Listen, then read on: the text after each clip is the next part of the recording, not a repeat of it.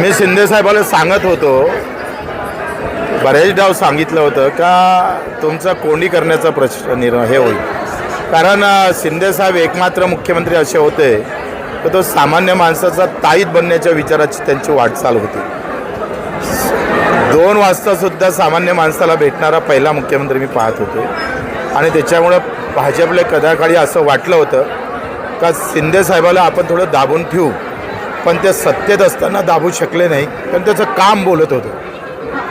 त्याच्यानं ते कोंडी करण्याचा प्रयत्न होणारच होता. आखरी भाजपला एक हाती सत्ता घ्यायचीच आहे आणि तो घेणार हे काही ते वाईट नाही. प्रत्येक पक्ष ते करणारच आहे.